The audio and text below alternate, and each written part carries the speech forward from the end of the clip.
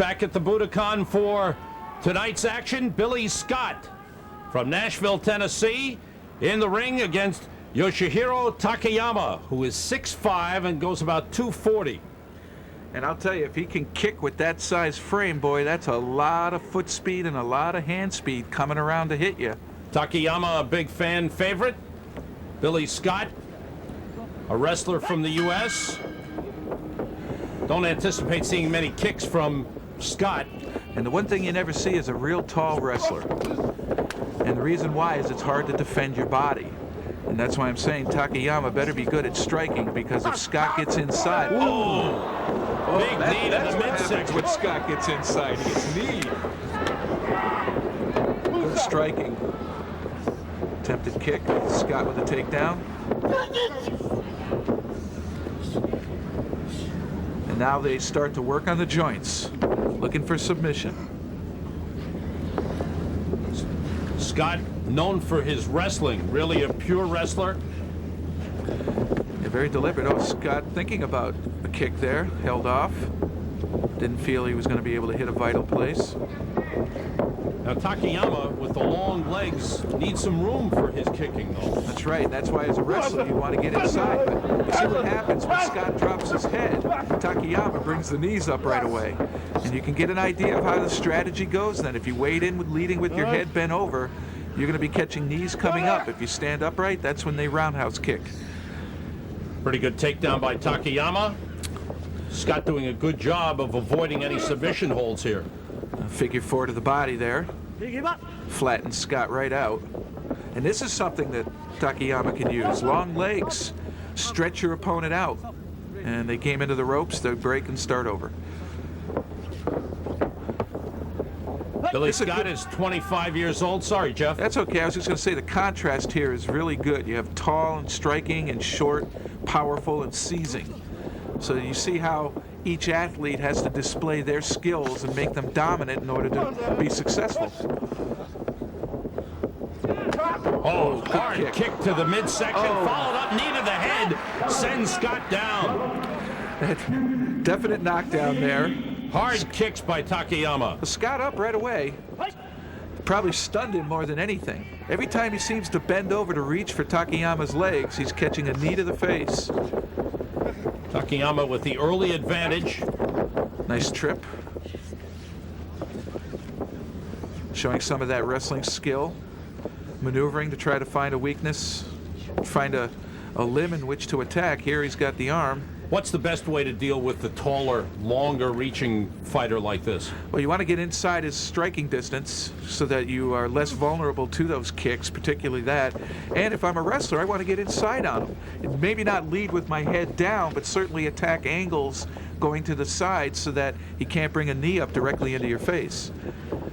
We saw Billy Scott fight Gary Albright in Shoot Wrestling 2, and that was a big mismatch. Albright 130 pounds heavier than Scott. It was too much for Scott to handle. And there you have a wrestler against a wrestler, and you know, Albright, with a tremendous record as an amateur, certainly had the advantage there. So really, Scott didn't have anything that he could really use to surprise Albright, but there he surprises Takayama with a beautiful suplex. Showed good quickness there. Well, it's a wrestler's trademark is once they can get inside and secure a hold, you can throw. Chokehold on the inside, and the takedown by Scott. Now, there's some tough pressure on the neck right here. If he could step over and get his legs in on that, he can even increase the pressure, but Takayama hits the ropes, and they'll start up. Well, there's where Takayama has a big advantage. He's got the longer legs. He yeah, can even get to the in the ropes. center of the ring, he can, you know, reach quite a distance. Cost Takayama a point. First Takayama point he's looks lost. tired. His mouth is open, breathing hard. Nice strikes, good kicks. Oh, there's that knee. Just missed that spinning kick. And there you see how he defeats it. He tries to go down on the legs. And once you grab the legs, really you stop your opponent from really effectively kicking you. Nice takedown there. So the Looking for a punches key to the lock. body before by Takayama. You can punch to the body with the closed fist. You can't punch with the closed fist to the head. That's right. That's where you have to use the heel of the hand is on the head. But anywhere else you can use a fist. And Scott able to use the ropes. it's a point deduction, but I mean, you get to fight again, you know, rather than go through fighting that arm lock and potentially ruining your elbow. You don't have to prove you're a tough guy. Sometimes it's good just to grab the ropes and give up that 1 point. Good block by Scott there on that kick. These two are very deliberate. It's almost like they're each playing one move at a time, and it's going to be the one athlete who puts 2 or 3 combinations together to really inflict some damage to his opponent that's going to have the upper hand. The ankle hold here, trying to work on the Achilles tendon. And you can see how Takayama's using his other leg to help keep that ankle straight. Smart tactic.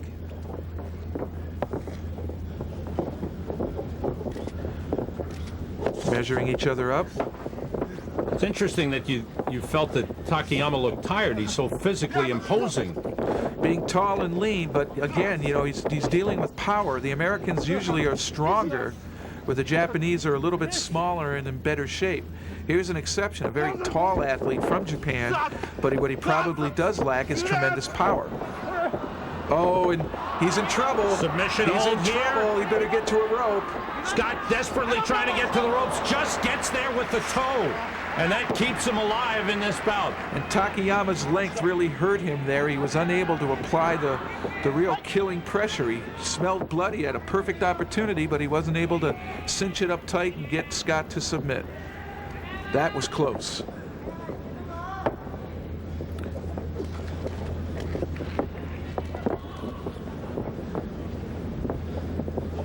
One thing about shoot wrestling, and especially in the popularity it has in Japan, no shame in going to the ropes. Oh, no. I mean, To there's escape a retreat hold. in battle. There's always retreat in battle. Just because you start an initiative doesn't mean you can't adapt to the situation and change. Without a doubt.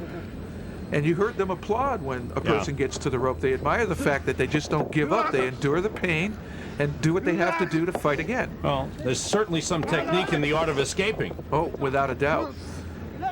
Hey, learning how not to get hurt is every bit as important as hurting somebody. Trouble here for Scott. You hear the referee with the give-up He's question. close to the ropes, and that's exactly what he uses. Loses a point, but comes back to fight again. And here, Takayama seems to be catching a second wind. He's really starting to take it to Scott. He's been controlling the action. See if he goes back to his kicks. What do you think Scott needs to do here? Get inside and get Takayama down if he can do it with a big throw. And here's an opportunity. He's behind him. Takayama is really vulnerable because he's so tall. You can definitely dip under his center of gravity to get him up into the air. But Scott goes to this leg lace looking for some submission hold here. Scott with a good hold on Takayama. And he's kicking. Takayama able to come across with his free leg and deliver some kicks. Takayama gets to the ropes. Definite advantage, Sam, with the length Yeah. that he has. He can really reach quite a distance, has quite a span. And Scott better be very cognizant where he is in the ring, on the canvas, to limit the escape route. It almost makes it imperative for Scott to get a quick submission hold. That's right, one in which that is it's tight right from the start. You don't have to work your way into it. And once you're there, like that right there, but again, he's so close to the rope, he can't find the leverage to get Takayama to submit right away. But it's paying its price. Yeah. Takayama slow getting up. Now it's Scott who looks the fresher of the two and has been coming on. Quick pop to the midsection. Oh! Ooh, that went to the groin, and I That don't looked think a it was little low. detected by the referee. Nothing said there. The action continues, but that did appear a little bit low. See if he takes him over the top. He sure does. Tries to follow up. Gets a key lock. But it's not very tight. Again, when you have to work your way into it, you can't get that tight cinch right away, and your opponent has a chance to recover, think of what to do. No holds yet. It doesn't do any good to try to just roll over to your back, because then you don't know where your opponent is, and being on your back doesn't hurt you. This isn't wrestling. So what he's doing here is they're each looking to try to figure out which is the best attack on the mat, or there, Takayama doing a nice job of spinning away quickly. And coming with the drop kick. Oh, and a big kicks to the midsection. Scott trying to fight him off. Takayama coming on with strength. He's closing the gap, though. He's coming inside, which might play to Scott. Oh, big suplex. Scott is hurt. Takayama uncorks his own suplex. Good hold. Great throw. The count is 5. And Scott came 7. down from 6'5". He fell a long distance to land on that head. Kick to the side by Takayama, the knee to the midsection, following up. Big kicks by Takayama. Scott in trouble here. Yeah, it seems as though Takayama is in control here. It seems it's just as when Scott was gaining the upper hand, Takayama comes right back with some great kicks, couple of knees, and he now has Scott suffering a little bit here. No real hold yet. It does look like Takayama's tired there. It really does. It seems as though he's collecting his breath and he's a little confused as to what to do. Spent a lot of energy in that last flurry as he went after Scott with the kicks and the takedown after the suplex. And in all honesty there, he went for a short arm bar that led directly into the ropes. That's not smart. He let Scott out right there. Scott didn't have to do anything but roll with the move. The slaps by Takayama. Now, why would Scott slap to the midsection rather than punch? Just to try to create the feeling that he's just not receiving everything, that he can dish it out, and that might stop the initiative. Oh, good move by Scott. In trouble. You can't sit there and take it. You got to fight back. And Scott's got a good hold. Submission hold. Takayama trying to get to the ropes. That's it. Oh, what a turnaround. He got the leg in the center. He was able to cinch it up tight right away. And Takayama couldn't crawl to the ropes. Billy Scott was taking a lot of punishment on the kicks by Takayama, but then he caught one leg and turned it around on him. Well, that's right where they decided to trade slaps. Takayama, being the better striker, seemed to have the advantage, followed it up with a quick knee, but then he was able to catch a leg when Takayama tried to kick, and that started to be the beginning of the end. Here he's still on the receiving end. You can see how effective Takayama is. And there's where he catches the leg, and here brings him down to the mat. And once you're on the ground, you can't kick or punch very well, Sam. And from here, he steps right across Takayama's body and sits back, applying the pressure. It's tight from the start. Here you see Takayama wanting to crawl, but with his leg in the air, he can't.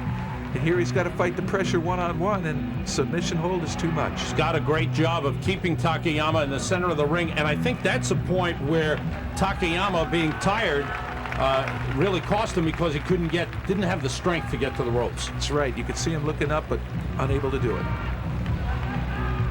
So we saw Billy Scott give away a lot of size, but still beat the bigger Takayama.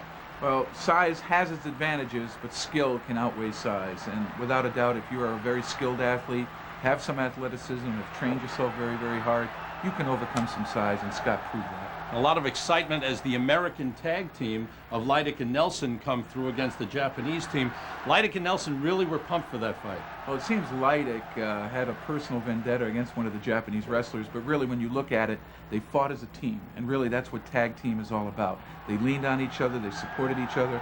Nelson took a lot of punishment to set up Leidick in the key situation near the end. Give him credit. When you act as a team, you perform to your maximum abilities, you walk away with some success.